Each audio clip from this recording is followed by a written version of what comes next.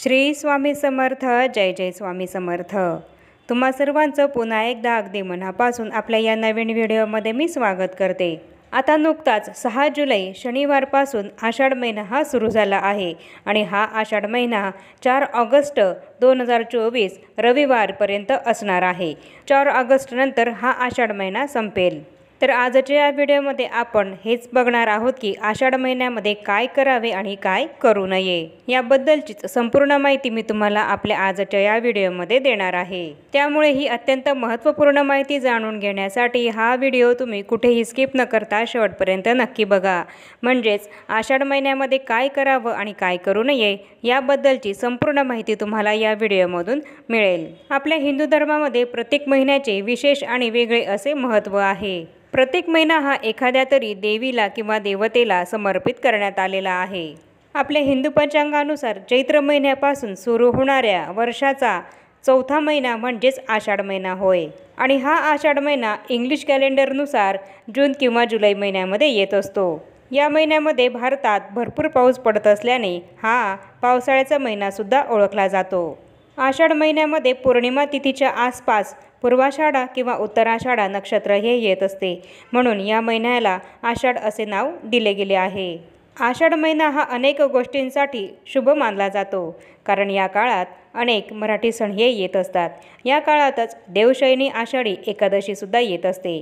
वारकऱ्यांसाठी अत्यंत पवित्र असा हा काळ असतो. या महिन्यात देवशयनी एकादशीपासून भगवान विष्णू निद्रा घेतात, त्यामुळे पुढचे 4ही महिने शुभकार्य हे वर्ज्य असतात आणि यालाच आपण चातुर्मास असं म्हणत असतो. तसंच आषाढ महिन्यामध्येच प्रभू जगन्नाथाची रथयात्रासुद्धा निघत असते. त्यानंतर भगवान विष्णू हे योगनिद्रा घेत असतात. या महिन्यामध्ये भगवान विष्णूंची उपासना केल्याने आपल्याला त्याचे विशेष परिणाम हे मिळत असतात.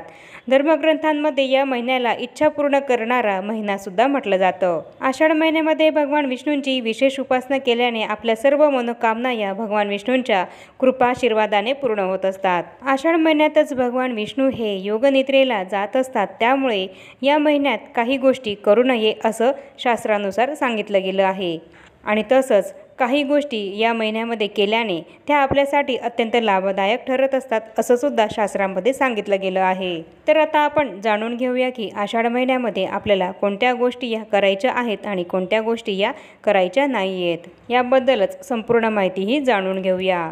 आषाढ महिन्यामध्ये येणाऱ्या देवशयनी एकादशीनंतर शुभकार्य हे करू नयेत.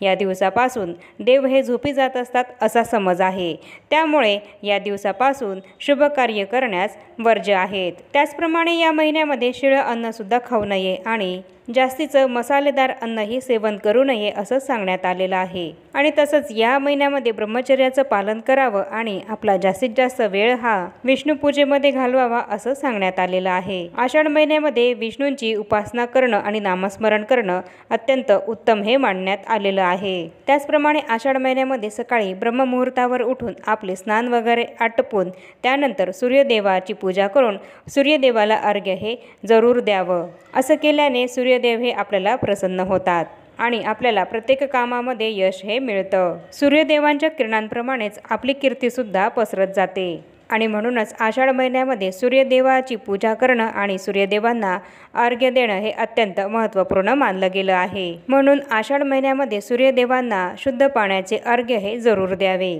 त्याचप्रमाणे आषाढ महिन्यामध्ये लक्ष्मीनारायणाची पूजा केल्याने आपल्याला पुण्यफळाची प्राप्ती होत असते. तसंच माता लक्ष्मी आणि भगवान विष्णूंची आपल्यावर कृपा होऊन आपल्याला अपार धनलाभ होतो असं सुद्धा शास्त्रानुसार सांगण्यात आलेलं आहे. आषाढ महिना हा अत्यंत पवित्र पावन असा महिना मानला जातो, त्यामुळे या महिन्यामध्ये रोज ब्रह्ममुहूर्तावर उठावे आणि सूर्यदेवाचे ज्याप्रमाणे आपण पूजा करून अर्घ्य हे देणार आहोत त्याचप्रमाणे रोज सकाळी तुळशीला सुद्धा आपल्याला न चुकता जल हे अर्पण करायचं आहे आणि सकाळी गायत्री मंत्राचा जप हा आपल्याला करायचा आहे. सूर्यदेवाला जल अर्पण करताना आपल्याला सूर्यमंत्राचा जप करायचा आहे. तसंच आदित्य हृदय स्तोत्राचे सुद्धा पठण करायचे आहे. या महिन्यामध्ये असं करणं अत्यंत शुभ मानले जाते. आषाढ महिना हा देवी लक्ष्मी, श्रीहरी विष्णू आणि सूर्यदेवाच्या पूजेसाठी अत्यंत खास मानला जातो. त्याचप्रमाणे या महिन्यामध्ये दान, यज्ञ, व्रत, देवतांची पूजा आणि पितरांची पूजा करणं सुद्धा शुभकारक मानलं जातं। आणि म्हणूनच आषाढ महिन्यामध्ये आपण आपल्या यथाशक्ती दानधर्म करावा आणि तसंच देवी देवतांची आणि आपल्या पितरांची सुद्धा पूजा जरूर करावी। आषाढ महिन्यामध्ये पैसे, कपडे आणि धान्य दान केल्याने आपल्याला त्याची शुभ फळेही मिळत असतात। त्यामुळे आपल्या यथाशक्ती गरजू लोकांना पैसे, कपडे, धान्य हे आपण जरूर दान करावे। आषाढ महिन्यामध्ये भगवान श्रीहरी विष्णूंची पूजा केली जात असल्याने या महिन्यामध्ये ओम नमो भगवते वासुदेवाय, ओम रामदूताय नमः, ओम कृष्णाय नमः आणि ओम राम रामाय नमः या मंत्रांचे जास्तीत जास्त आपल्याला नामस्मरण करायचे आहे। आषाढ महिन्यामध्ये आपल्याला काय करणं टाळायचं आहे तर आषाढी एकादशी झाल्यानंतर चातुर्मास सुरू होतो, त्यामुळे शुभ कार्य हे वर्ज्य केले जातात। त्यासाठी विवाह किंवा इतर कोणतेही शुभ कार्य करणं आषाढ महिन्यामध्ये आपण टाळावं। आषाढ महिन्यामध्ये तामसिक अन्न, मद्य, मांस यांचे सेवन सुद्धा आपण करू नये असं शास्त्रामध्ये सांगण्यात आलेलं आहे। आषाढ महिन्यात पावसाळा सुरू झाल्याने शिळे अन्न खाणं सुद्धा आपण टाळलं पाहिजे। आषाढ महिन्यामध्ये पावसाळा सुरू झाल्याने आपली पचनशक्तीही मंदावते आणि त्यामुळे अशा वेळेस जर आपण शिळे अन्न खाल्ले किंवा तामसिक अन्न खाल्ले किंवा जास्तीचे मसालेदार अन्न खाल्ले, मांसाहार हा केला तर त्याचा आपल्या शरीरावर विपरीत परिणाम होऊ शकतो। आपले आरोग्य हे खराब होऊ शकते। त्यामुळे या महिन्यामध्ये असे पदार्थ खाणं हे टाळावं। तसंच आषाढ महिन्यामध्ये पाणी वाया हे चुकूनही घालवू नये। शास्त्रामध्ये याला शुभ संकेत मानण्यात येत नाही। आषाढ महिन्यामध्ये सर्वात विशेष आणि महत्त्वाचा दिवस तो म्हणजेच देवशयनी आषाढी एकादशी।